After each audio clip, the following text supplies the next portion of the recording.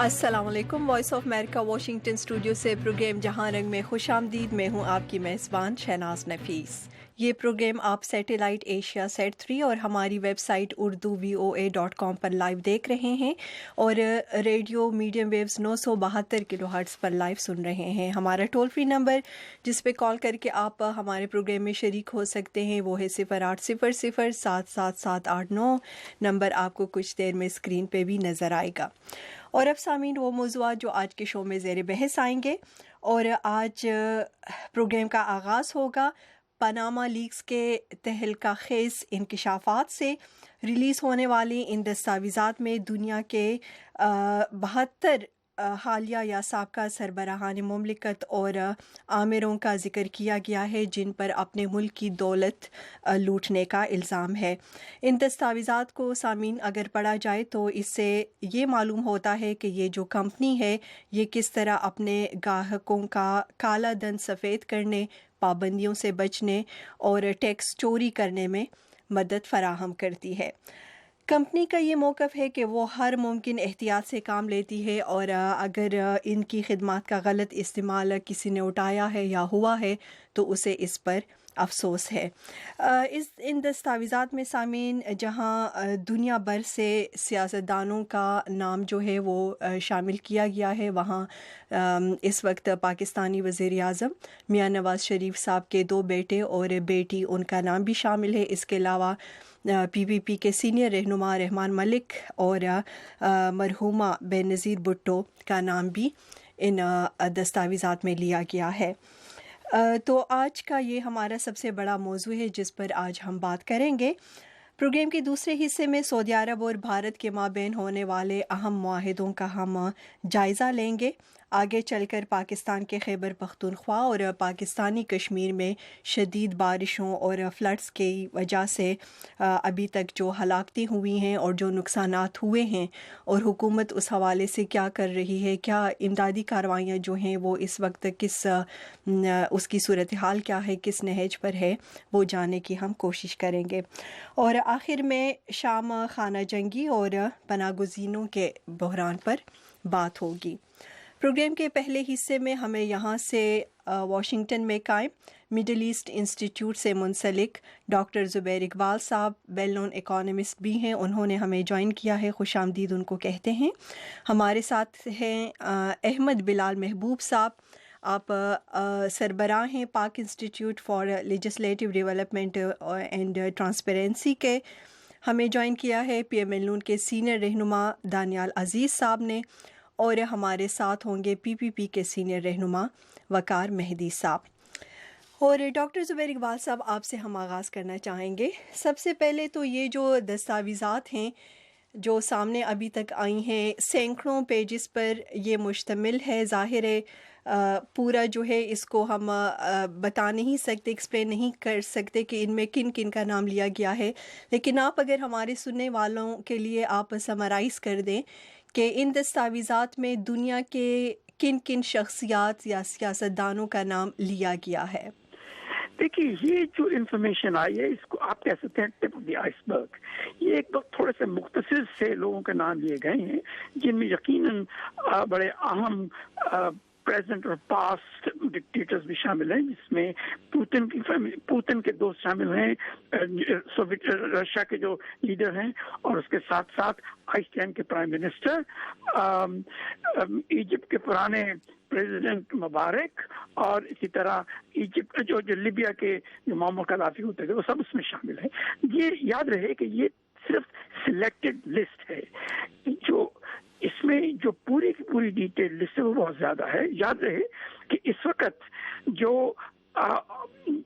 اس قسم کے جو آف شور سینٹرز ہیں جیسا کہ پاناما ہے، اس کی ریسورسز جو ہیں، جو ان کی جو ایسٹ پوزیشن ہے، وہ کوئی $1.5 ٹریلین سے زیادہ ہے۔ اس لیے یہ سوچنا کہ صرف یہی ایک لمیٹڈ قسم کے جو جن لوگوں کے نام لیے گئے ہیں وہی اس میں شامل ہیں، یہ غلط فہمی کی بات ہے. تو اس لیے یہ ایک سب سے پہلے اہم چیز سوچنا ضروری ہے کہ یہ ایک بہت بڑی آرگنائزیشن ہے، یہ ایک بہت بڑی مارکیٹ ہے، اس کا ایک چھوٹا سا سیگمنٹ ہے جس کے متعلق بات ہو رہی ہے. ایک تو بات یہ ہے. دوسری بات یہ آ جاتی ہے کہ یہ جو تمام 10-12 لوگوں کے جو نام لیے گئے ہیں، ان کو بیسیکلی اسی لیے سامنے لایا گیا ہے کہ ان کے لیے ایویڈنس ہے جو کہ ایک کمپنی نے خود بخود ٹرانسفر کر دیا تھا اور پھر وہ ٹرانسفر ہونے کے بعد اب ایکسپوز ہو گیا ہے. بات دراصل یہ آ جاتی ہے کہ اس قسم کے ایونٹس کیوں ہوتے ہیں. آخر کار یہی میں ڈاکٹر صاحب آپ سے یہی میرا اگلا سوال تھا کہ جس طرح اس کمپنی نے خود آج کہا ہے ایک انٹرویو میں کہ ہم تو 40 برسوں سے یہ کام کر رہے ہیں، ہم پر کبھی الزام نہیں لگا، تو یہ ٹائمنگ جو ہے یہ کیوں اس وقت یہ خبریں جو ہیں اس طرح کی کیوں سامنے آئی ہیں؟ کوئی انسیڈنٹس کہہ لیں یا اس کے پیچھے بھی آپ کوئی خاص وجوہات دیکھتے ہیں؟ دیکھیے خاص کانسپریسی یا کوئی وجوہات نظر نہیں آتی. اصل بات یہ ہے کہ فائنینشیل سیکٹر میں یہ ایب اینڈ فلو ہوتا ہے. جب سرکمسٹانس ایسے بن جاتے ہیں کہ ضروری ہو جاتا ہے کہ اس کی کلینزنگ کی جائے تو پھر اس قسم کی انفارمیشن باہر آنا شروع ہو جاتی ہے. اسی لیے میں اس کو سے ایک کنسٹرکٹیو قسم کا ایک ایونٹ سمجھتا ہوں. جیسے کہ آپ کو یاد ہو کہ 1990s میں ہوا تھا اور اس کے بعد 9/11 کے بعد ہوا تھا. یہ اسی قسم کے ایونٹس ہیں جن کی بیسس پہ گلوبل فائنینشیل سسٹم جو ہے وہ اپنے آپ کو کلینز کرنے کی کوشش کر رہا ہے. اسی لیے یہ ایک انفارمیشن باہر آئی ہے جس کی بیسس پہ اب یہ ہوگا کہ تمام انٹرنیشنل آرگنائزیشنز اور دوسری انٹرسٹڈ پارٹیز جو ہیں جو اس قسم کے معاملوں میں انٹرسٹ لیتی ہیں وہ یقیناً اس کے متعلق سوچیں گی. اس میں یو ایس ٹریجری بھی شامل ہے، اس میں برٹش ایکسچیکر بھی شامل ہے، اس میں یورپین یونین وغیرہ بھی شامل ہے، اس میں IMF بھی شامل ہے وغیرہ وغیرہ.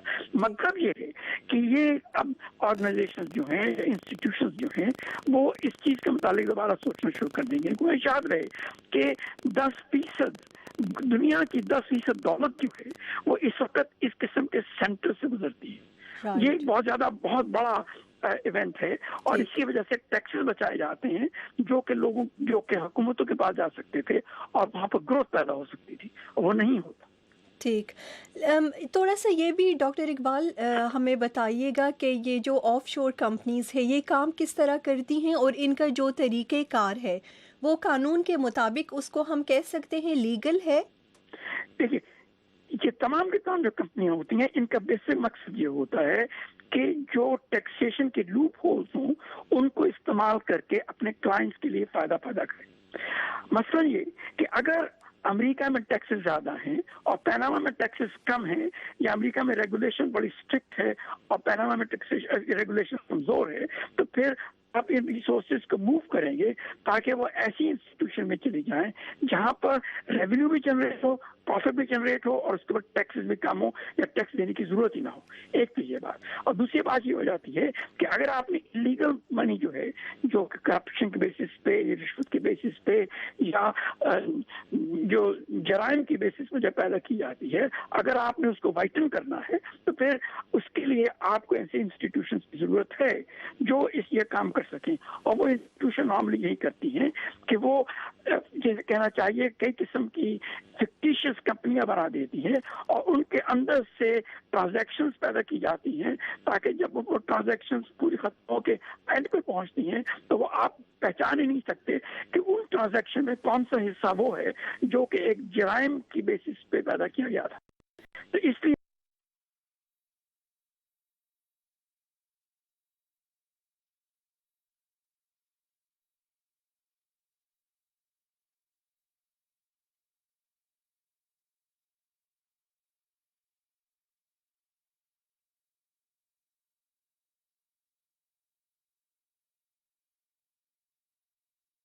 ان کو آپ نے لیگلائز کرنا ہے.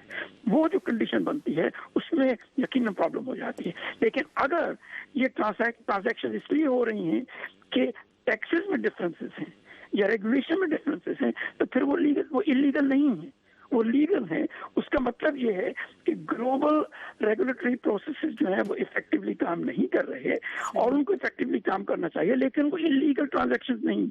इलीगल ट्रांजैक्शन सिर्फ वो हैं जहां पर कि आपने जो पैसे पैदा किए हैं, जो आपने वेल्थ पैदा की है, वो एक इलीगल तरीके से पैदा की है। फॉर एग्जाम्पल, अगर ड्रग ट्रेड हो रही है, अगर वो ड्रग ट्रेड के जो पैसे बनते हैं वो इलीगल है, राइट, तो इसीलिए अगर उनको आप लॉन्डर करते हैं तो वो इलीगल किस्म में एक्शन हो जाता है। लेकिन अगर आप एक मुल्क के टैक्सेस को बचाने के लिए दूसरे मुल्क में पैसे भेज रहे हैं और लीगली भेज रहे हैं, तो फिर अंडर दो सर्कमस्टेंसेस आप इसको इलीगल नहीं कहेंगे। ओके डॉक्टर ज़ुबैर इकबाल साहब, मज़ीद कुछ देर के लिए प्लीज़ आप हमारे साथ रहिएगा, क्योंकि इन डॉक्यूमेंट्स में ये भी बताया गया है कि 33 ऐसे अफराद और कंपनीज़ जिनको अमरीकी हुकूमत जो है वो बहुत पहले ब्लैक लिस्ट कर चुकी हैं, उनके नाम भी इसमें लिए जा चुके हैं। तो इस पे मज़ीद हम आपके कमेंट्स लेना चाहेंगे। इस वक्त हमें ज्वाइन किया है अहमद बिलाल महबूब साहब ने। अस्सलाम वालेकुम अहमद बिलाल साहब। अहमद बिलाल साहब, आपको आवाज़ आ रही है? अहमद बिलाल साहब, जी, आपकी आवाज़ अभी आई है। अहमद बिलाल साहब, ये जो खुफिया मालूमात सामने आई हैं असासे छुपाने, टैक्स जो है उससे बचने के लिए, और इसमें जिस तरह के नवाज़ शरीफ साहब के 2 बेटों और उनकी बेटी का नाम भी लिया गया है, मरहुमा बेनज़ीर भुट्टो साहिबा का नाम भी है, रहमान मलिक का नाम भी लिया गया है। इन जो मालूमात सामने आई हैं, इसकी सिग्निफिकेंस आप क्या देखते हैं, कितनी ये अहम है, और इसके इम्पैक्ट के बारे में आप क्या कहना चाहेंगे? देखिए, इसका जो इम्पैक्ट है फौरी तौर पे तो वही है कि सियासतदानों का या जिन लोगों का नाम लिया गया है उनके बारे में एक शक्कुक व शुबहात तो पहले से मौजूद होते हैं, उनमें मजीद इजाफा हो जाएगा और लोग सियासी क़यादत के बारे में और अपने जिन लोगों का नाम लिया गया उनके बारे में शक्कुक व शुबहात का शिकार हो जाएंगे। लेकिन असल बात यह है कि ये कानूनी तौर पे क्या ये साबित होगा कि किसी कानून को तोड़ा गया है? अगर तो ये साबित हो जाता है और एक एविडेंस भी सामने आ जाती है तो फिर उसका इम्पैक्ट होगा। और अगर ये चंद दिनों में ये मालूम होता है कि इसकी कोई कानून नहीं तोड़ा गया है, ये महज एक खबर थी, तो फिर शायद इसका कोई इम्पैक्ट नहीं होगा, क्योंकि माजी में बेशुमार पाकिस्तान में तो ऐसे हुआ है कि करप्शन की बहुत से स्कैंडल सामने आए हैं और वो किसी मंतकी अंजाम तक नहीं पहुंचे हैं। तो लोगों का आमतौर पर यही ख्याल है कि इस तरह की चीजें को मंतकी अंजाम तक नहीं पहुंचती हैं जी। तो ये सारा कुछ डिपेंड करता है कि बिलाखिर किसी कानूनी फोरम पे कोई मंतकी अंजाम तक बात पहुंचती है या नहीं, उस पर डिपेंड करेगा कि इसका इम्पैक्ट होता है या नहीं। ठीक है, ओके, आप हमारे साथ रहिए। कुछ देर के लिए हमें वकार मेहदी साहब पीपीपी के सीनियर रहनुमा हैं, उन्होंने हमें ज्वाइन किया है। हमें मालूम है आज जुल्फ़िकार अली भुट्टो जो है उनकी बरसी मनाई जा रही है। काफ़ी बिजी हैं पीपीपी के रहनुमा। वकार मेहदी साहब, बेहद शुक्रिया, आप हमें टाइम दे रहे हैं। क्विक प्लीज़ आपका कमेंट हम लेना चाहेंगे। ये जो नए इंकिशाफात सामने आए हैं, पनामा की जानिब से एक नए जो पेपर्स रिलीज़ हुए हैं, इसमें बेनज़ीर भुट्टो का नाम और रहमान मलिक का नाम भी लिया गया है। आपके क्या मौक़िफ़ क्या है आपकी पार्टी के इस बारे में? देखिए जी, मोहतरमा बेनज़ीर साहबा को तो उनकी जब वो हयात थी उस वक्त भी इस किस्म के इल्ज़ामात के खिलाफ आए, लेकिन वो हर अदालत से बाइज़्ज़त बरी भी हुई हैं और ऐसा कोई सिलसिला उनके लिए नहीं था कभी भी। लेकिन बात यह है कि जो नवाज शरीफ साहब उनके फैमिली के लिए आया, उस पर तो बात होनी चाहिए कि जो बातें पहले से की जा रही थी आज वो हुई हैं, जो कि उन्होंने कभी इसको डिक्लेयर भी नहीं किया किसी फोरम पे भी उन्होंने। और इस हवाले से मैं कहूँगा कि जो लोग नवाज शरीफ के हवाले से आंखें बंद किए हुए हैं, उनको अपनी आंखें खोल के ये बात को सोचना चाहिए कि नवाज शरीफ ने कितनी मुल्क की दौलत जो है मुल्क से बाहर वो मुंतकिल की है, जबकि पीपुल्स पार्टी के लीडरों पर इस तरह के हमेशा बनकर इल्ज़ाम लगते रहे। लेकिन आज तो उनकी फैमिली को पूरा ये विकीलीक्स ने जाहिर किया है कि इतने असासे और इतनी चीज़ें ऑफशोर कंपनीज के हवाले से वहाँ पे मौजूद हैं जी। लेकिन आपके रहमान मलिक साहब जो हैं उनका भी बाकायदा इन डॉक्यूमेंट्स में नाम लिया गया है। उनकी जानिब से कोई मौक़िफ़ सामने आया है? उन पर भी ये इल्ज़ाम है कि उनके पास जो पैसा जहाँ से आया है साहब ने बिल्कुल डिनाई उसको किया है कि छुपाने ये के सब लिए। झूठ है। जी, और जी, मलिक साहब ने कहा ये सब गलत है और झूठ है, ऐसा कुछ नहीं, ये प्रोपेगेंडा किया गया उनके खिलाफ, और ऐसा कुछ भी नहीं है और कभी ऐसा नहीं रहा। उन्होंने कहा अगर कोई है तो चीज़ें सामने लेके आई जाएं ब्लैक एंड वाइट के अंदर। जी, बहुत शुक्रिया आपका वक़ार मेहदी साहब, आप कुछ देर के लिए हमारे साथ थे। हम देखते हैं कि पीएमएल नून के सीनियर रहनुमा दानियाल अज़ीज़ साहब ने हमें जॉइन किया है या नहीं। जी, दानियाल अज़ीज़ साहब। ओके, वो अभी लाइन पे नहीं है। आप अहमद बिलाल साहब, आप अभी हमें बता रहे थे और डॉक्टर ज़ुबैर साहब से भी आपने सुना, डॉक्टर ज़ुबैर इकबाल साहब को भी, इसको हम जिस तरह जो तरीक़ेकार है इन कंपनीज़ का, तो उससे ये ऐसा लगता है कि जो इल्लीगल मनी है उसको एक तरह से लीगलाइज करने में ये कंपनी जो है ये अपने ग्राहकों की मदद करती है। तो ये तो बहुत ज़्यादा ये बात जो है साफ़ है कि ये एक तरह से अगर और कानूनी नहीं तो इखलाकी तौर पर ये एक गलत काम है। तो इसके फिर अगर इम्पैक्ट जो है वो आप किस तरह देखते हैं? देखिए, मैं जो समझा हूँ कि ये इस तरह की कंपनियां उस तरह के कामों में मुलव्विस तो हो सकती हैं जो आप फरमा रही हैं, कि यानी जो इलीगल मनी को वाइट करने का काम हो, मनी लॉन्ड्रिंग का हो, टैक्स इवेजन का हो, ये वो काम कर सकती हैं, लेकिन जरूरी नहीं कि ये कंपनियां ये काम करें।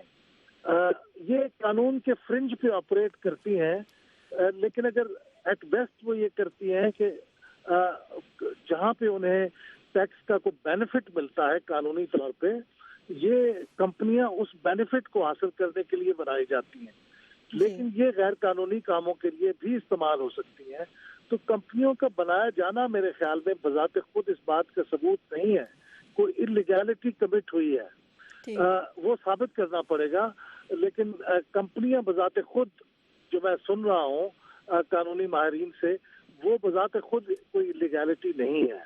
तो इसलिए मेरे ख्याल में इससे ये साबित करना होगा कि इन कंपनियों को किस मकसद के लिए इस्तेमाल किया गया है, और अगर तो वो को कानून तोड़ा गया है, तो टैक्स इवेड किया गया है पाकिस्तान में या किसी दूसरी जगह पे जहां ये कारोबार किया जा रहा है, तो फिर ही इसकी लाकानूनियत को एस्टैब्लिश किया जा सकेगा।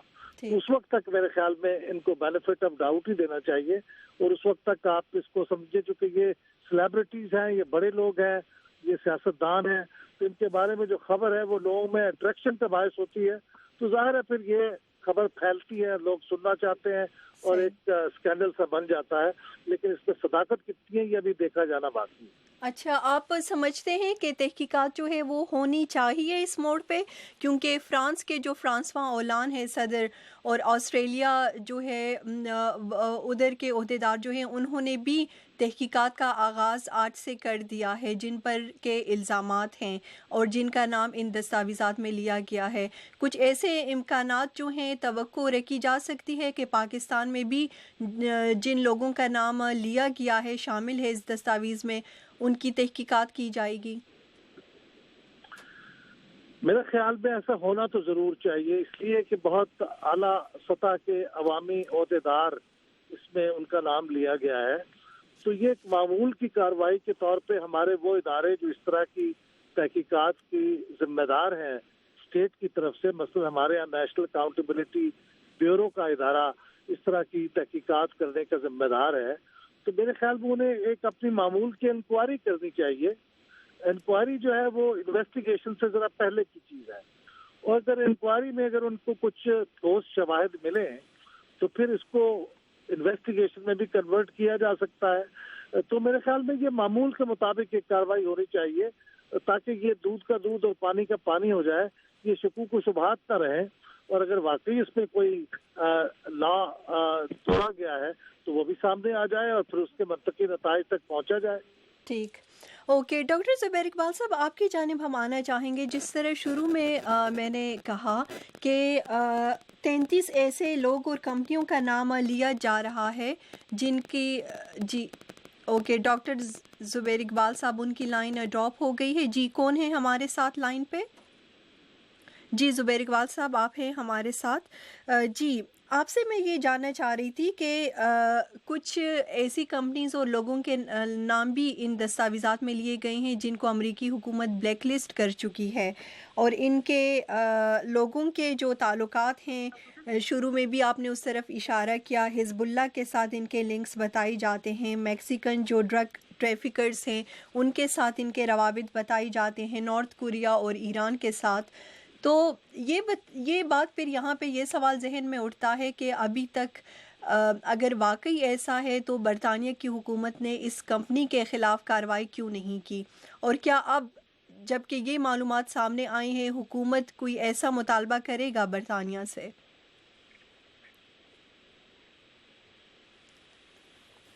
डॉक्टर जुबैर इकबाल साहब जी।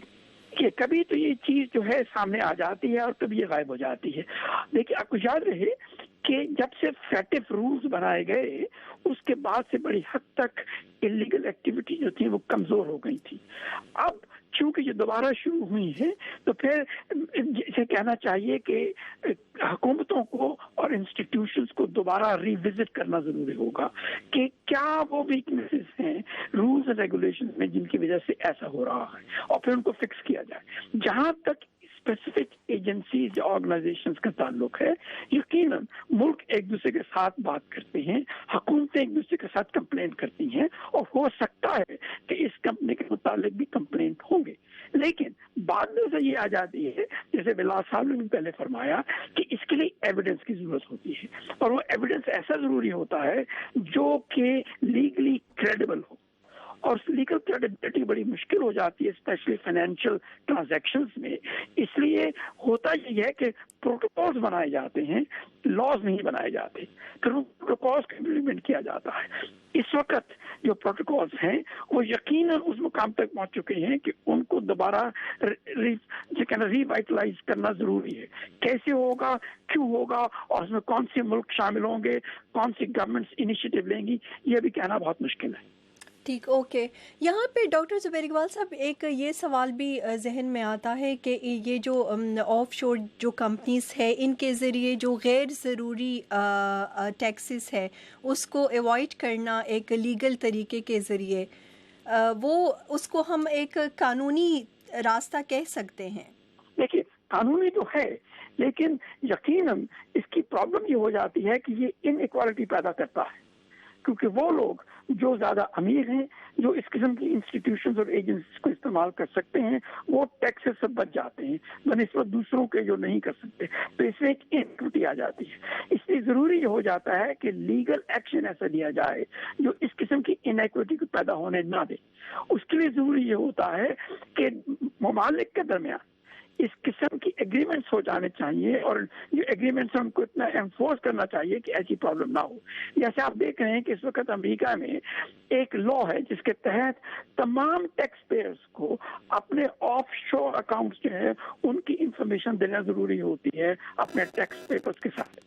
उसका मकसद सिर्फ यही है कि आप गवर्नमेंट के पास इतना एविडेंस हो, इंफॉर्मेशन हो कि वो इस किस्म की एक्टिविटी से बचने के लिए एक्शन ले सके, कि अगर कोई टैक्स अवॉइड कर रहा है तो फिर एनफोर्समेंट हो जिसकी बेसिस पर वो टैक्सेस कलेक्ट किए जा सके। तो ये जो है, जिसे आप इसको कहते हैं वर्क इन प्रोग्रेस कह लीजिए, ये चलता रहेगा जैसे कि जैसे इवेंट्स बदलते रहेंगे। जी, इस वक्त कुछ कॉलर्स हैं उनको हम लेना चाहेंगे, सुनते हैं वो इस मौजू पे क्या कहते हैं। मुरीद खान मियांवाली से। जी, अस्सलाम वालेकुम मुरीद साहब। जनाब दाऊद ख्याल से कर रहा हूँ। जनाब, ये किसी की जरूरत है कि वो जर्नलों से, सियासतदानों से, जजों से, जर्नलिस्टों से रिकवरी कर सके। ये गड़े मुर्दे उखाड़ने वाली बात है। खोदा पहाड़ और अगर निकले चूहा तो चुप ही बेहतर है। इन कंपनियों के खिलाफ कार्रवाई की जाए जो ऐसा जो है ना ब्लैक मनी से वो काम करती हैं। इन कंपनियों को सजा दी जाए। जनाब, अगर ये कंपनी न होती तो ये लोग क्यों जाकर मनी लॉन्ड्रिंग करते। शुक्रिया जी, बहुत शुक्रिया आपका। जी, नेक्स्ट कॉलर कौन है हमारे साथ? जी, अस्सलाम वालेकुम। जी, लियाकतुल मुल्क साहब।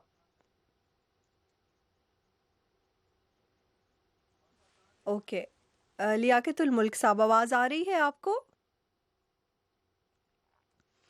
आप प्लीज़ दोबारा कॉल कीजिएगा, आपकी आवाज़ हम तक नहीं पहुंच रही है। Next collar. जी, अस्सलाम वालेकुम। ملازم بکھر سے پاکستان سے. جی سر. جی بات کیجیے, آواز آ رہی ہے آپ کی. بیٹا میں مجبور آدمی ہوں, میں آپ کو خط لکھوں گا. اوکے.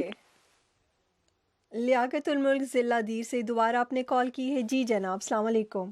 شہناز, میں تو یہ کہوں گا وعلیکم السلام کہ یہ 68 سال سے یہ صنعتکار اور یہ بڑے بڑے جاگیردار عوام کے خون پسینے کی کمائی لوٹ رہے ہیں اور اس کالے دن کو پھر سفید کر رہے ہیں, اس میں کوئی شک نہیں ہے. میں حیران یہ ہوں کہ سن 1985 سے لے کر سن 1990 تک نواز شریف فیملی نے جو دولت کمائی اور ان کے علاوہ بھی جتنی سیاستدان ہے, آپ یقین کیجئے کہ یہاں مڈل کلاس کے لوگ اسمبلی کے الیکشن تو چھوڑے, یہ ڈسٹرکٹ کونسل کے الیکشن نہیں لڑ سکتے ہیں کیونکہ پیسوں کے اتنی ریل پیل ہے. سیاست کو انہوں نے دہشت گردی بنا دیا ہے, معیشت کو یہ معاشی دہشت گردی ہے, سیاسی دہشت گردی ہے, اور یہ غریبوں کے خون پسینے کو چوسنے والے دہشت گردی ہے. بہت شکریہ کال کرنے کا, بہت شکریہ. ایبٹ آباد سے عمران جی, السلام علیکم. جی وعلیکم السلام. جی میں اس وقت اسلام آباد میں ہوں اور ٹیکس کے حوالے سے بات کرتا رہا تھا کہ یہاں پر ڈفرینٹ پلاٹس اور بنے ہوئے ہیں آرگنائزیشن جو کہ پلاٹس دے رہے ہیں اور لوگ ایکسٹرا پلاٹ خریدتے ہیں, کوئی حد نہیں. لوگوں کے پاس اتنا پیسہ ہے, لیکن جب آپ بہار کی رپورٹ دیکھیں کہ وہاں پہ ٹیکس کے لوگ دے رہے ہیں وہ ہارڈلی 5,000 یا 6,000 لوگ ہیں یا 9,000 لوگ ہیں. جو سیلریڈ پرسن دیتے ہیں, جو بزنس کر رہے ہیں, وہ کوئی بھی ٹیکس دینے کے لیے تیار نہیں ہے اور گورنمنٹ بھی ولنگ نہیں ہے کہ وہ ان کو ٹیکس نیٹ میں لے کے آئے, بائی فورس لے کے آئے. حالانکہ ان کے پاس سارا ڈیٹا موجود ہے, بینکس میں ڈیٹا موجود ہے, اور آپ صرف سمپل بھی انکوائری کریں کہ یہ اتنے خرید رہے تو کہاں سے پیسہ آ رہا ہے. ٹھیک جی, کال کرنے کا بہت شکریہ. اہم پوائنٹس آپ نے اٹھائے ہیں, بہت شکریہ. اٹک سے فرمان جی, السلام علیکم. جی وعلیکم السلام. یار یہ جو پاناما والی لسٹ جاری ہے اس میں ہونے چاہیے, یہ احتساب کا عمل ہونا چاہیے, پاکستان میں بھی ہونا چاہیے.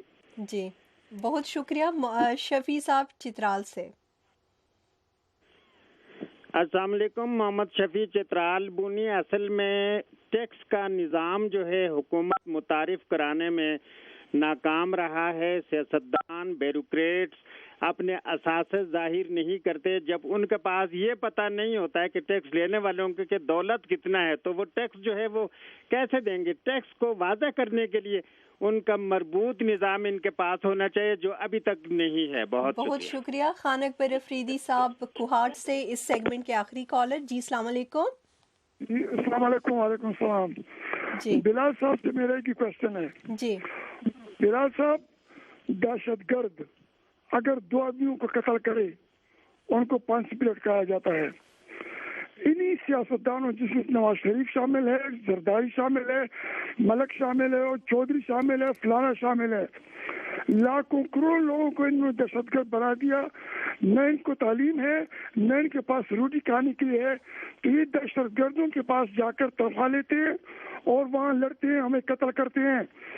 جو دہشت گردوں کو ہم پھانسی لگاتے ہیں اور جنہوں نے یہ ملک اور قوم کا پیسہ چرایا ہے, ہمیں دہشت گرد بنایا ہے, کیا ان کو پھانسی پہ نہیں چڑھانا چاہیے؟ Thank you very much. جی بلال صاحب ان کا بھی جواب دیجیے گا, اور ساتھ آپ نے ہمارے سارے کالرز کو سنا. ایک نومیدی سی جو ہے وہ ان کی باتوں سے جھلک رہی ہے. سوال یہ کرنا چاہوں گی کہ ایک سٹنگ وزیر اعظم اس وقت ان کے بچوں پر یہ الزامات ہیں کہ وہ ان کے پاس جہاں سے پیسہ آیا ہے اس کو چھپانے کے لیے, ان کے پاس ٹوٹل جو ان کے ایسٹس ہیں اس کو چھپانے کے لیے اور ٹیکس سے بچنے کے لیے انہوں نے اس کمپنی جو ہے اس کو وہ استعمال کر رہے ہیں.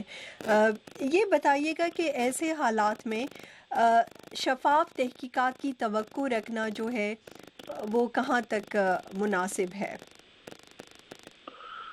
دیکھیے, یہ جو آپ نے کالرز کی ناامیدی کی طرف توجہ دلائی ہے وہ بالکل درست ہے, کیونکہ پاکستان اپنے 70 سال کے قریب کے ایگزسٹنس میں احتساب کا کوئی ایسا قابل اعتماد نظام قائم نہیں کر سکا جس کے اندر لوگوں کو اعتماد پیدا ہو کہ یہاں پہ کوئی آدمی اگر غلط کام کرے گا خاص طور پہ طاقتور آدمی بصر اقتدار شخص کو غلط کام کرے گا تو اس کے خلاف احتساب کا عمل حرکت میں آئے گا.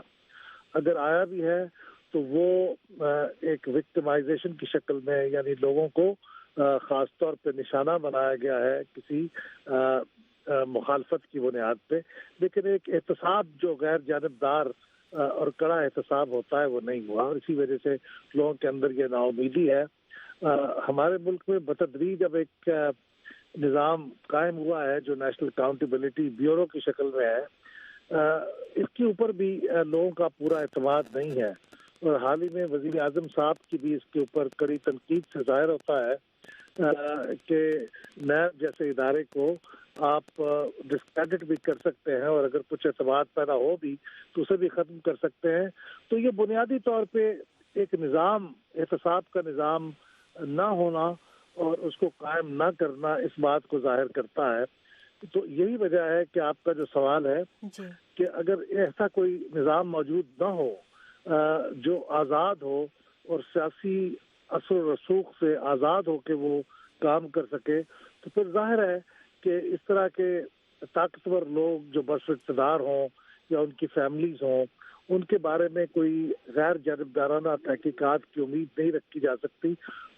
ماضی میں ایسے ہوتا رہا ہے، لوگوں پہ الزام لگے ہیں اور پھر اس کو الزام کی تحقیقات بھی ہوئی ہے، وہ تقریباً ثابت بھی ہو گئے ہیں، لیکن پھر ٹیکنیکل بنیادوں پر کہ یہ زائد المیعاد ہو چکے ہیں، لہذا اب ان کے اوپر کارروائی نہیں ہو سکتی. ایسا ہوا ہے اور لوگ بچ نکلے ہیں. تو قانون کا یہاں پہ اس کی چنگل سے نکلنا اور انصاف نہ مہیا کرنا یہ پاکستان میں ایک معمول کی بات ہے. اسی وجہ سے لوگ مایوس ہیں، اور جب تک یہ نظام قائم نہیں ہوگا ظاہر ہے کوئی امید کی کرن نظر نہیں آئے گی. جی بہت شکریہ آپ کا احمد بلال محبوب صاحب. ڈاکٹر زبیر اقبال صاحب، جانے سے پہلے آپ سے میں آخری سوال یہ کرنا چاہوں گی. جس طرح ہم دیکھ رہے ہیں، کچھ اطلاعات آ رہی ہیں کہ آئس لینڈ کے جو وزیر اعظم ہیں جن پر بھی یہ الزامات لگے ہیں ان دستاویزات میں، ان سے مستعفی ہونے کا مطالبہ جو ہے وہ کیا جا رہا ہے. پھر جس طرح شروع میں میں نے کہا کہ آسٹریلیا اور فرانس میں بھی تحقیقات کا آغاز کا حکم دیا گیا ہے. تو یہ بتائیے گا، یہ جو ریلیز ہوئے ہیں یہ ڈاکومنٹس، اس کے کچھ دیر پا اثرات ہوں گے؟ جن لوگوں کے نام سامنے آئے ہیں ان پر کوئی دباؤ پڑے گا، یا وقت کے ساتھ ساتھ یہ چیز جو ہے ختم ہو جائے گی، لوگوں کے ذہنوں سے چلی جائے گی، اور پھر وہی معاملہ جو ہے یہ کمپنیاں اس طرح کام کرتی رہیں گی؟ دیکھیے، میرا سوچنے کا طریقہ یہ ہے کہ یقیناً جب اس قسم کے نام سامنے آتے ہیں تو اس کا مقصد یہ ہوتا ہے کہ جو انسٹیٹیوشنز ہیں یا جو رولز اینڈ ریگولیشنز ہیں وہ ایفیکٹولی کام نہیں کر رہا ہے. اس لیے ضروری یہ ہوتا ہے کہ ان رولز اینڈ ریگولیشنز کو یا ان انسٹیٹیوشنز کو ریفارم کیا جائے. اگر آپ ان انڈیویجولز کی طرف چلے جائیں گے تو پھر آپ انسٹیٹیوشنز کے متعلق نہیں سوچیں گے، کیونکہ پھر یہ ایک سرکسی بن جائے گی جس کی بیسس پہ آپ انڈیویجولز کو تو کرٹیسائز بھی کریں گے، انہیں ملائن بھی کریں گے، ان کو ہو سکتا ہے کنوکٹ بھی کر دیں اور قید بھی کر دیں، لیکن اس کا مقصد کا مطلب یہ نہیں ہوگا کہ رولز اینڈ ریگولیشنز بدل گئے. اس وقت ضروری یہ ہے کہ رولز اینڈ ریگولیشنز اور انسٹیٹیوشنل جو اپریٹس ہے اس کو امپروو کیا جائے. اگر آپ انڈیویجولز کے پیچھے جاتے ہیں تو پھر شاید آپ اتنا فوکس رولز اینڈ ریگولیشن کی طرف نہ رکھ سکیں جتنا کہ ضروری ہے. تو میں تو یہی سوچوں گا کہ یہ ایک ایگزامپل ہے، یہ ایک ایونٹ ہے، اس کو دیکھتے ہوئے فنڈامنٹل پرابلمس کو سالو کرنے کے متعلق سوچا جائے، نہ کہ انڈیویجولز کے پیچھے جائیں اور ان کو مصیبت ڈالیں. اس کا فائدہ کوئی نہیں ہوگا. بہت شکریہ ڈاکٹر زبیر اقبال صاحب آپ کو. اور سامعین آپ کو بتاتے چلیں کہ ہم نان سٹاپ ہم کوشش کر رہے ہیں کہ دانیال عزیز پی ایم ایل نون کے سینئر رہنما ہیں، انہوں نے ہمارے پروگرام میں آنے کا وعدہ کیا تھا، لیکن اس وقت ان کا فون ہمیں نہیں مل رہا ہے. لیکن یہ ایشو جو ہے یہ میرے خیال میں خبر چلتی رہے گی کچھ آئندہ دنوں تک بھی. ہم کوشش کریں گے کہ آئندہ پروگراموں میں پی ایم ایل نون کا جو موقف ہے وہ آپ کے لیے پیش کریں. ہمارے ساتھ رہیے. پروگرام کے نیکسٹ سیگمنٹ میں سعودی عرب اور بھارت کے مابین جو معاہدوں پر دستخط ہوئے ہیں اس کی سگنیفیکنس پہ بات बात करेंगे और ये कि ख़िते पर इसके क्या असरात होंगे, जिस तरह एक कुर्बतें जो हैं हमें इन दो कंट्रीज़ में इस वक्त नज़र आ रही है, उस पर डिटेल में बात करेंगे। लेकिन पहले हम लेते हैं एक मुख्तसर सी ब्रेक। व्हाट्सएप पाकिस्तान, क्या सीन है पाकिस्तान? जानिए facebook.com/VOA Urdu या twitter.com/Urdu VOA। हमसे राब्ता कीजिए urduvoa.com पर। व्हाट्सएप पाकिस्तान, क्या सीन है पाकिस्तान? urduvoa.com।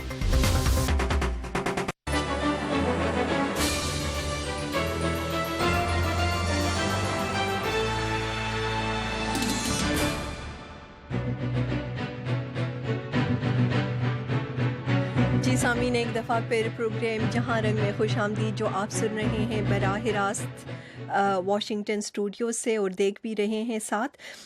इस वक्त हमें ज्वाइन किया है पुष्पिंदर कुमार जी ने।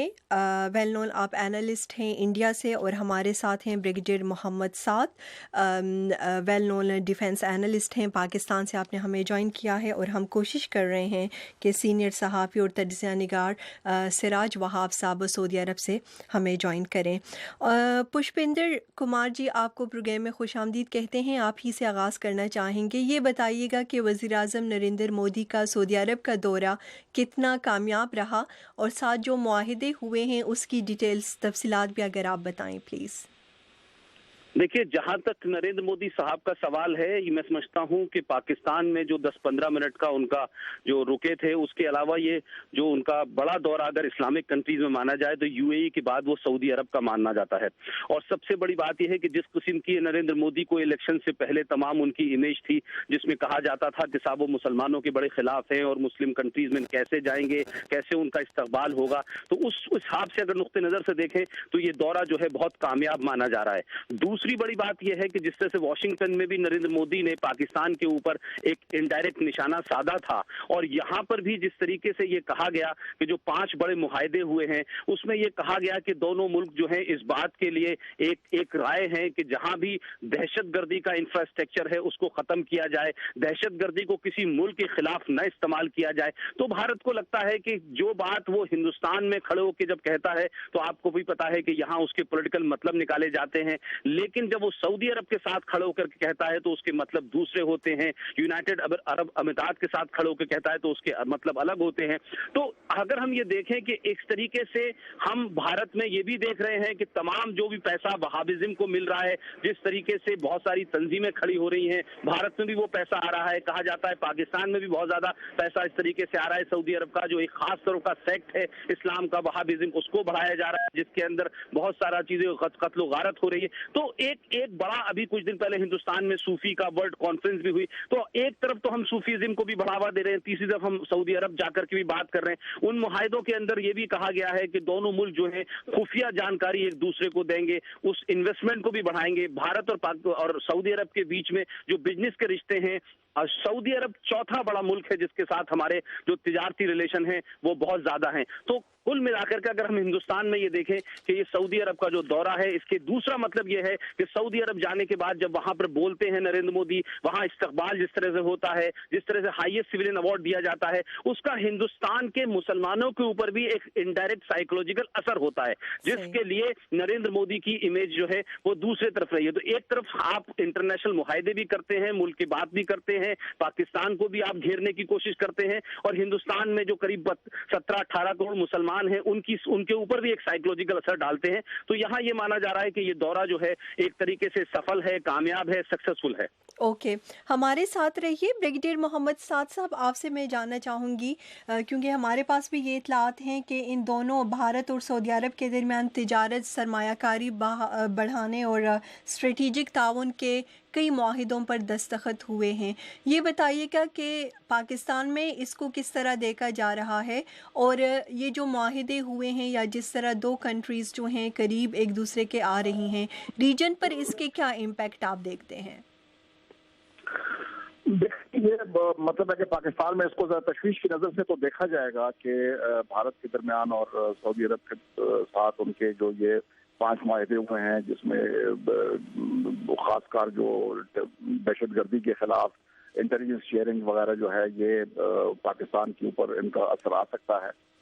لیکن میرے خیال میں یہ اس طرح ہے نہیں. یہ بائیلیٹرلزم کا وقت ہے. سعودی عرب کے اور ہندوستان کے درمیان جو تعلقات ہوں گے وہ ان کے درمیان ہوں گے. اس طرح پاکستان بھی اپنے تھوڑے جو سعودی عرب کے ساتھ تعلقات اس کے بڑے گہرے تعلقات ہیں, بڑے قریبی تعلقات ہیں. لیکن اس طرح وہ ایران کے ساتھ بھی پاکستان اپنے تعلقات جو ہے وہ ان کو بھی بڑی قدر کی نگاہ سے دیکھتا ہے, کیونکہ وہ ایک ہمسایہ ملک ہے اور پاکستان اس کے بڑے قریبی روابط رہے ہیں. تو یہ مجھے نہیں لگتا ہے کہ اس کے کوئی اس طرح کے منفی اثرات ہوں گے پاکستان کے اور سعودی عرب کے تعلقات میں. پاکستان کو سعودی عرب میں بہت قدر کی نگاہ سے اس طرح دیکھا جاتا ہے کیونکہ پاکستان کے فوجی روابط ہیں سعودی عرب کے ساتھ, اور سعودی عرب کے یہ جو ابھی 34 ممالک کا جو وہ اتحاد بنا ہے اس میں پاکستان نے ابھی حصہ لیا ہے. اور اس کے علاوہ پاکستان نے یہ بھی کہا ہے کہ سعودی عرب کی سالمیت جو ہے وہ پاکستان جو ہے اس کو بڑی اس نظر سے دیکھتا ہے کہ اس جو بھی خطرہ ہوگا پاکستان اس میں اس کو برداشت نہیں کرے گا, اور پاکستان براہ راست مداخلت بھی کر سکتا ہے کہ اگر سعودی عرب کے موجودہ نظام کو کوئی خطرہ ہو. تو میرے خیال میں ہندوستان کے ساتھ جو بھی روابط سعودی عرب رکھتا ہے وہ رکھے گا, لیکن اس کا کوئی اثر پاکستان کے اوپر نہیں رہے گا, کیونکہ پاکستان کے جو اور سعودی عرب کے جو رشتے ہیں, جو روابط ہیں, جو تعلقات ہیں, یہ میرے خیال میں وہ برقرار رکھیں گے اور اس میں کوئی کمی نہیں آئے گی. جتنے مرضی وہ معاہدے ہندوستان کے ساتھ کر لیں یا ان کے ساتھ تعاون. جی بریگیڈیئر صاحب, لیکن آپ نے جو بات کی کہ تشویش کے ساتھ اس کو دیکھا جائے گا پاکستان میں, جس طرح یہ دونوں کنٹریز قریب آ رہی ہے, لیکن اس میں ایک جو معاہدے کو ہم دیکھیں وہ دہشت گردی کے حوالے سے ہے کہ دونوں کنٹریز جو ہیں آپس میں تعاون کریں گی اور انٹیلیجنس شیئرنگ کریں گی. تو دہشت گردی تو صرف پاکستان کا نہیں, بھارت کا بھی, افغانستان کا, ریجن میں جتنی بھی کنٹریز ہے سب کا یہ مسئلہ ہے. تو کیا اس کو ویلکم نہیں کرنا چاہیے پاکستان کو کہ اگر اس میں تعاون بڑھتا ہے کئی کنٹریز کے مابین؟ بالکل دیکھنا چاہیے. اور پاکستان میں جو کئی یہاں پر تجزیہ نگار ہیں یا جو اس قسم کی سوچ رکھتے ہیں کہ جو انڈین پرزم کے ساتھ تمام تعلقات کو نہیں دیکھنا چاہیے کہ ہمارے ساتھ اگر تعلقات ہیں تو اس کے نظر میں ہندوستان کے ساتھ ان کے تعلقات کے اوپر پس انداز ہونا چاہیے. جیسے پاکستان نے سعودی عرب کو یہ جب انہوں نے یہ ڈیمانڈ کیا کہ آپ ٹرپس بھیجیں یا سیرین کانفلکٹ میں ڈالنے کے لیے, تو پاکستان نے اس سے گریز کیا اور وہ بات انہوں نے نہیں مانی. تو یہ میرے خیال میں پاکستان کی ایک انڈیپینڈنٹ فارن پالیسی ہے, بیکاز وہ ایران کے ساتھ بھی جو ان کے تعلقات ہیں اس کو بھی وہ اس نظر سے دیکھتا ہے کہ اگر ہم مکمل طور پہ سعودی کیمپ میں چلے جائیں اور اس طرح ٹرپس جو ہیں یا افواج جو ہیں وہ یمن میں ڈالیں یا سیریا میں ڈالیں تو وہ پاکستان کے تعلقات کے اوپر اثر انداز ہو سکتا ہے جو ایران کے ساتھ ہمارے تعلقات ہیں. تو میرے خیال میں یہ ایسی کوئی اس پہ تشویش کی بات نہیں ہے. جو وہ کہ پاکستان میں لوگ اس کو بڑی تشویش کی نظر سے دیکھتے ہیں. تو دہشت گردی کے اوپر ہو رہا ہے تو پاکستان میں بھی تو دہشت گردی ہو رہی ہے, اور اس میں اگر آپ نے ابھی دیکھا ہے کہ جو را کے ایجنٹس وغیرہ پکڑے گئے ہیں, جو بلوچستان میں صورتحال ہے, جو فاٹا میں صورتحال ہے, تو پاکستان کو بھی مطلب ہے کہ دہشت گردی سے متاثر ملک ہے. تو اگر تعاون کوئی دہشت گردی کے خلاف کر رہا ہے تو وہ پاکستان کے مفاد میں ہے, اور دہشت گردی اس کو ختم ہونی چاہیے. جی, یعنی پاکستان کو بھی ناراض نہیں ہونا چاہیے, اور اس سے آپ کا یہ کہنا ہے کہ کوئی نقصان پاکستان کو نہیں ہوگا. کالرز کی جانب چلتے ہیں. ایبٹ آباد سے سردار صاحب. جی السلام علیکم. سردار ارشاد صاحب السلام علیکم. جی ایبٹ آباد سے سردار احمد جی, آپ کیا کہنا چاہیں گے؟ آواز ان کی نہیں آ رہی ہے. ہیلو. جی جی جی جی. ایران کے صدر آئے تھے رفسنجانی صاحب پاکستان, تو 60 کروڑ سے بزنس ملا کر انہوں نے 5 ارب کر دی تھی, یا 5 ارب ادا کریں گے. تو اس سے پہلے ایران سعودی عرب سے امید نہیں دیتا تھا ہندوستان کو, لیکن اس کے بعد امید دینا شروع کر دی ہے. تو کیا یہ اثر ضرور پڑے گا یا نہیں پڑے گا کچھ؟ जी, बहुत शुक्रिया, अच्छा क्वेश्चन आपने किया। एक और कॉलर को भी हम सुनते हैं, डेंगा से मोहम्मद इकबाल जी। अस्सलाम वालेकुम। जी वालेकुम अस्सलाम। मैडम, बात ऐसी है कि जैसे पठानकोट के हमले में मतलब एक मुसलमान ऑफिसर था जिसके पास तमाम बात थी, उसको इन्होंने सोचे समझे मंसूबे के तहत कत्ल करा दिया है। जो हमने रॉ के एजेंट पकड़े हुए हैं ये मानते नहीं कि हमारे वो नहीं है, वो रॉ के एजेंट नहीं है हमारे, बिल्कुल हमारा वो ऑफिसर, ना ही वो नौकरी कार है, ना ही वो किसी मतलब महकमे में ऑफिसर है। तो ये क्या मतलब माशरा है? जी, आप ज़रा टॉपिक से हट रहे हैं, लेकिन फिर भी इसको हम उठाते हैं हम आगे चलकर अपनी शो में। बहुत शुक्रिया आपका। जी, सिराज वहाब साहब ने वेल नोन एनालिस्ट हैं, सीनियर सहाफ़ी, सऊदी अरब से आप हमें ज्वाइन कर रहे हैं। अस्सलाम वालेकुम सिराज वहाब साहब। जी, सिराज वहाब साहब, आपको आवाज़ आ रही है? जी, मुझे आ रही है। अस्सलाम वालेकुम सर। सिराज वहाब साहब, ये बताइएगा, जिस तरह कई माहिदे जो हैं सऊदी अरब और भारत के दरमियान हुए हैं और दोनों मुल्कों के दरमियान इस वक्त हमें लग रहा है कि कुर्बतें जो हैं वो बढ़ रही हैं, इसकी वजूहात जो हैं वो क्या हैं? और सऊदी अरब को और भारत दोनों कंट्रीज़ को एक दूसरे के जिस तरह करीब आ रहे हैं, क्या फ़ायदे इनसे हो रहा है? देखिए, ये जो आपने कहा कि ये कुर्बत की क्या वजूहात है, सबसे पहले कि इस खत्ते में जो पिछले दिनों में या पिछले सालों में जो चीज़ें हुई हैं उससे इस रीजन की मशरक़ वस्ता की जो तमाम सारी चीज़ें, पॉलिटिकल जो चीज़ें हैं वो एकदम से तब्दील हुई हैं। सबसे पहले तो ये हुआ है कि अमेरिका के ताल्लुकात ईरान से बहुत ज़्यादा उस्तवार हुए हैं। उसके बाद में यमन में जो जंग हुई है और उसके बाद इस खत्ते में सऊदी अरब को जो थ्रेट सऊदी अरब फील करता है, खुसूसन ईरान के हवाले से उसके जो थ्रेट्स है, ऐसे मौके पर सऊदी अरब अपने दोस्तों की तादाद बढ़ाना चाहता है। जो ताल्लुकात सऊदी अरब के हिंदुस्तान से वाबस्ता हुए थे 2001 में और उसके बाद में फिर 2006 में जब शाह अब्दुल्ला वहाँ गए हिंदुस्तान, और उसके बाद में फिर 2010 में जब हिंदुस्तान के वज़ीर आज़म डॉक्टर मनमोहन सिंह यहाँ पर आए, तो ये जो एक आम की जो रिलेशनशिप थी वो एक स्ट्रेटेजिक रिलेशनशिप में तब्दील हो गई।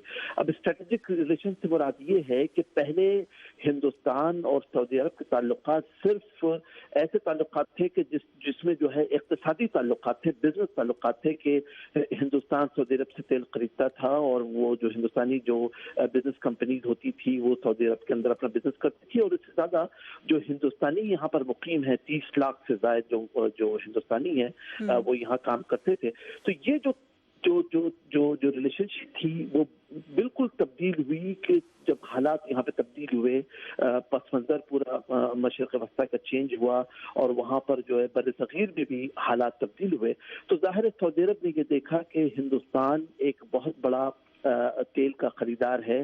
हिंदुस्तान की 19% जो है वो एनर्जी सप्लाई सऊदी अरब जो है वो फराहम करता है। तो लिहाजा इस रिलेशनशिप को एक नई लेवल पे ले जाया जाए, और उन्होंने ये देखा कि हिंदुस्तान के वज़ीर आज़म ने सऊदी अरब की लीडरशिप को एक्नॉलेज किया। पिछले साल जब यमन की जब जंग हो रही थी तो शाह सलमान की और नरेंद्र मोदी की जब बात हुई तो मोदी ने उनसे कहा कि हम आपको इस खत्ते का सुपर पावर मानते हैं, हम आपको इस रीजन का जो है वो लीडर मानते हैं, और हिंदुस्तान जो है उसी कड़ी को लेकर फिर आगे जो है रिलेशनशिप बहुत अच्छी होने लगी। और अब तो आपने देखा कि जिस विजिट हुई है नरेंद्र मोदी की, उसमें इतने सारे मुआहदे हुए हैं कि जिससे ये लगता है कि आने वाले दिनों में हिंदुस्तान और सऊदी अरब के ताल्लुकात और बेहतर से बेहतर होते जाएंगे। जी, लेकिन सिराज वहाब साहब, ब्रिगेडियर मोहम्मद साद हमारे साथ हैं, उनका ये कहना है कि इस हवाले से पाकिस्तान में ज़रूर तशवीश जो है वो पाई जाएगी, क्योंकि आपको पता है कि ये दोनों एक इंडिया और पाकिस्तान जो है एक वो है राइवल कंट्रीज़ हैं। साथ आपको ये भी पता है कि पाकिस्तान जो है सऊदी अरब का अहम इत्तेहादी भी है, तो ये बैलेंस जो है वो सऊदी अरब किस तरह रखेगा? आपने बहुत अच्छा किया वो ब्रिगेडियर साहब अगर सुन रहे हों तो देखिए कि सऊदी अरब में ये जो पहले जो बात की जाती थी कि जब भी सऊदी अरब हिंदुस्तान की तरफ देखता है तो वो इस्लामाबाद की नज़र से देखता था या पाकिस्तानी प्रिज्म से उसको देखता था। वो चीज़ तो तब्दील 2006 में हो गई जब किंग अब्दुल्ला वहाँ पर हिंदुस्तान गए और उन्होंने कहा कि हम हिंदुस्तान को एक इंडिपेंडेंट कंट्री की तरह देखते हैं। हमारे सऊदी अरब की और हिंदुस्तान के ताल्लुकात पाकिस्तान से ताल्लुकात से बिल्कुल मुख्तलिफ है। और पिछले दिनों जब सऊदी वजीर खारजा वहाँ दिल्ली गए तो उन्होंने एक इंटरव्यू में ये कहा कि पाकिस्तान हमारा तारीखी फ्रेंड है, तारीखी दोस्त है, तारीखी अलाई है, लेकिन हिंदुस्तान हमारा स्ट्रेटेजिक अलाई है। इसका मतलब ये है कि हिंदुस्तान सऊदी अरब की नज़र में एक बहुत ही अहमियत के हामिल जो है वो मुल्क है। और दूसरी बात ये है कि पाकिस्तान की फॉरेन पॉलिसी में पिछले दिनों जैसे जो कुछ डिसीजंस लिए थे वो अहम इत्तेहादी तो है सऊदी अरब का, लेकिन खुसूसन जब यमन की जंग हो रही थी और जब सऊदी अरब ने पाकिस्तान से जो हेल्प दरकार थी वो उसको उन्होंने उसको रिक्वेस्ट की तो वो पार्लियामेंट के अंदर जो डिसीजन हुआ जिसमें ये कहा गया कि हम इसमें जो है गैर जानेदार रहेंगे, हम इसके अंदर अपनी अफवाज नहीं भेजेंगे। अगर सऊदी अरब को कोई टेरिटोरियल कोई खतरा होता तो फिर हम उसके अंदर बीच में आएंगे, लेकिन हम अपनी अफवाज नहीं भेजेंगे। तो उससे एक तासुर ये गया कि पाकिस्तान जो सऊदी अरब का इतना जबरदस्त जो अलाई था, तारीखी अलाई था, 7 सालों से था, लेकिन जब वक्त सऊदी अरब के जो मुश्किल वक्त में जब सऊदी अरब ने वो जो हेल्प मांगी तो वो नहीं मिली, तो उससे हालात में थोड़ी कड़वाहट जरूर आई थी। और उससे ये जो तमाम सारी चीजें जो है वो सऊदी अरब के फॉरेन पॉलिसी में रीअसेस उन्होंने की।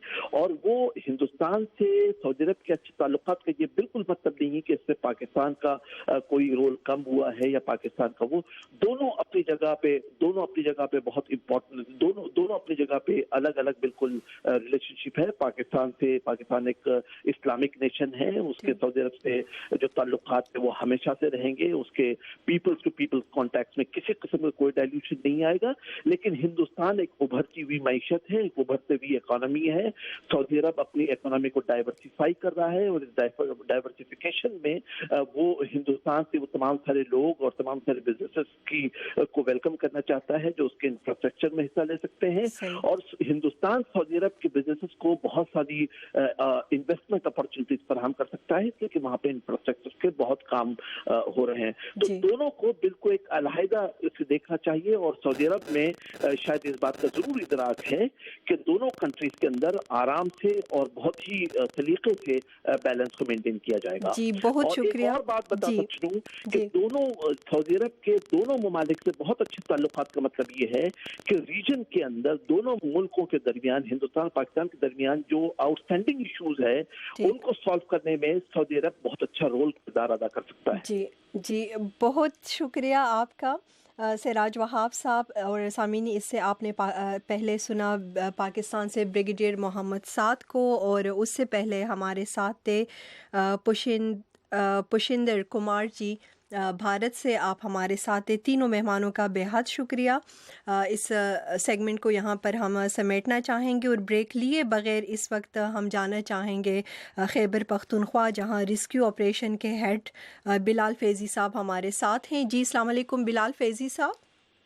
वालेकुम अस्सलाम। जी बिलाल फैज़ी साहब, इस वक्त बताइएगा, क्योंकि इतलात ये हैं कि 50 से ज़्यादा हलाकतें जो हैं वो अब तक हो चुकी हैं। इस वक्त बारिशें जो हो रही हैं और जो सैलाब आए हैं उस वजह से इस वक्त क्या हालात क्या हैं, और आप लोगों की इमदादी जो कार्रवाइयाँ हैं, काम है, वो कहाँ पर खड़े हैं? देखिए, सबसे पहले तो रेस्क्यू 1122 की तरफ से director general doctor Asad Ali Khan की तरफ से जितने भी लोग जो है वो इस सानहे में जाम बहक हुए हैं उनके लिए बाकायदा इंसाल जो है वो किया गया। तो मैं आपको ये बताता चलूँ कि इस वक्त तक अभी तक स्पेशल जो हमारे पास फिगर है वो 70। जी बिलाल फैज़ी साहब, बिलाल फैज़ी साहब, बिलाल फैज़ी साहब, आपकी आवाज़ हम तक नहीं आ रही है। आप हमारे साथ हैं बिलाल फैज़ी साहब?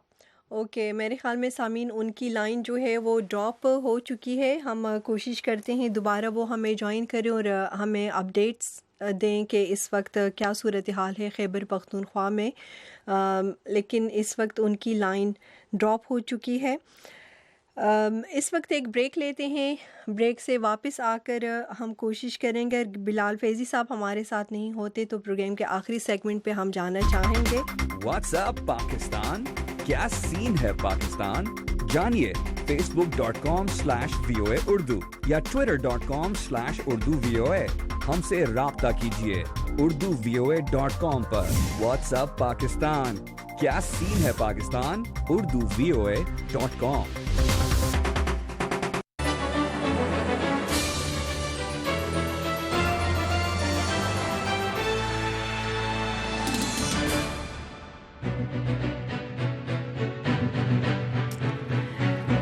जी सामीन, और बताया जा रहा है कि बिलाल फैज़ी साहब ने दोबारा हमें ज्वाइन किया है। बिलाल फैज़ी साहब, आवाज़ आ रही है आपको? बिलाल फैज़ी साहब, ओके, बिलाल फैज़ी साहब उनकी आवाज़ हम तक नहीं आ रही है। बैरिस्टर जी, बिलाल फैज़ी साहब। जी जी जी बिल्कुल, अब आवाज़ जो है वो जी क्लियर हो गई। आपकी आवाज़ जी क्लियर हो गई है। प्लीज़ आप बता रहे थे हमें। जी, अभी तक जो है वो ऑफिशियल फिगर जो है वो 47 डेड का जो है वो अभी तक आया है सामने, जिसमें स्वात शांगला जो है वो 14 उसमें डेड हुए हैं। इसी तरह कोहिस्तान में 12 जो है वो जाम बहक है। बनू, मर्दान, बडग्राम इसमें 2-2 जो है वो जाम बहक हुए हैं। इसी तरह 40 के करीब जो है वो जख्मी भी हुए हैं। अगर घर डैमेज होने की बात करें तो तकरीबन 141 घर जो है वो अभी तक डैमेज हुए हैं। इसी तरह मैं आपको ये भी बताता चलूं कि बारिश जो है वो तकरीबन पोटिन में 121 मिलीमीटर हुई थी, मालम जब्बा में 91 मिलीमीटर हुई थी, सेदो शरीफ में 31 मिलीमीटर हुई थी। इसी तरह कालाम, चतराल और मुख्तलिफ जगहों पर भी रिकॉर्ड की गई। जैसे ही जब सैलाब और उससे लैंडस्लाइडिंग से इत्तलात मौसूल हुई तो KPK गवर्नमेंट की जानिब से उसी वक्त जो है वो 200 खेमे, कंबल और खुश सामान जो है वो पेशावर से भिजवा दिया गया। इससे पहले जो है वो सबको ऑन बोर्ड लिया गया, मीटिंग्स कॉल की गई।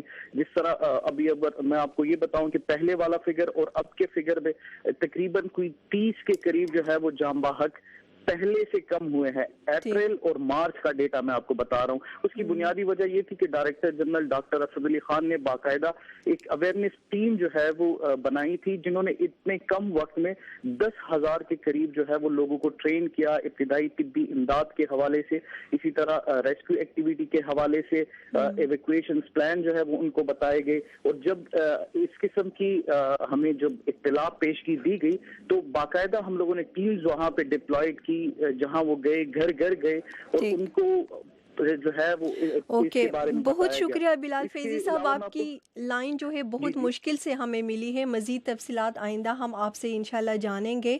कुछ क्वेश्चंस हैं वो भी हम आपसे आइंदा प्रोग्राम में करेंगे। बहुत शुक्रिया। इस वक्त बैरिस्टर अमजद मलिक साहब ने हमें लंदन से ज्वाइन किया है। अस्सलाम वालेकुम बैरिस्टर साहब। जी वालेकुम सलाम। अमजद मलिक साहब, ये तुर्की और यूरोपीय यूनियन के माबैन पनागुज़ीनों से मुतल्लिक जो मुआहिदा हुआ था उस पर अमल दरामद शुरू हो चुका है। आज भी ये खबर है कि यूनान से तुर्की जो है वो पनागुज़ीनों को वापस भेजा जा रहा है, वो अमल शुरू हो चुका है। इस बारे में हमें बताइएगा कि इससे ये बहरान कहाँ तक निमट सकेगा। जी, ये बड़ी खुशाइन बात है कि चलो एमिकेबली तुर्की और यूरोप के दरमियान जो है को मुआहदा जो है बन गया है और फाइनेंशियल इंसेंटिव के बदले वो एक दूसरे के साथ लेन देन करेंगे, जिससे लोगों की जानें बचने का जो है मौका पैदा होगा और प्रोसेसिंग बेहतर होगी। अभी पहली जो शिपमेंट है उसमें 136 के करीब उन्होंने वापस भेजे हैं यूनान के जजीरे लेस्बोस से और कुछ 400 के करीब ये तादाद हो जाएगी इस जो ट्रांजैक्शन में। और ये कोई नई चीज नहीं है, ये डबलिन की तर्ज का मुआहदा है जिसके तहत तुर्की में आने वाले पनागज़ीन जो यूरोप के मुल्कों में पहुंचेंगे और वहां पे either failed asylum Sikar consider होंगे या इलीगली जाएंगे और वो असाइलम नहीं क्लेम करेंगे तो तुर्की अब मजाज है कि वो जहां से निकले होंगे यूरोप से भेजे गए उन पनाह गजीनों को वापस लेगा। जाहिर है इसके ऊपर ह्यूमन राइट इंस्टीट्यूट और दूसरी तंजीमें क्रिटिसाइज करेंगी वापसी को, और शायद इसमें कुछ जेन्युइन लोग भी वापस कर दिए जाएं, लेकिन फिर भी लोगों की जिंदगी बचाने के लिए मेरे ख्याल में ये बेहतर और कारगर मौसर जरिया जो है साबित हो सकता है अगर इसके ऊपर ऑनेस्टली अमल किया जाए। क्योंकि जाहिर है लेकिन इन पनाहगज़ीनों को अगर देखा जाए इनका ताल्लुक शाम या इराक से नहीं है, बेशतर तादाद जो है वो पाकिस्तानियों और अफगानों की बताई जा रही है, इसकी आप क्या वजूहात देखते हैं? देखिए, इकोनॉमिक रीजंस की वजह से या ऐसे लोग जो इन रास्तों को महफूज जानते हुए गैंग मास्टर्स के जरिए यूरोप में बसना चाहते हैं, तो वो उस रूट को इस्तेमाल करते हैं कि अपनी जिंदगी बेहतर कर सके। और ये इराक, अफगानिस्तान और पाकिस्तान, बांग्लादेश, इन मुल्कों से आने वाले बहुत शुक्रिया जी, जिंदगी बेहतर करने के लिए ये रूट इस्तेमाल करते हैं। बेहद शुक्रिया बैरिस्टर अमजद मलिक साहब। टाइम बिल्कुल ख़त्म हो चुका है प्रोग्राम का। बहुत शुक्रिया आपने हमें टाइम दिया। इसके साथ ही शहनाज नफीस को इजाज़त दीजिए। अपना ख्याल रखिए। अल्लाह हाफिज़।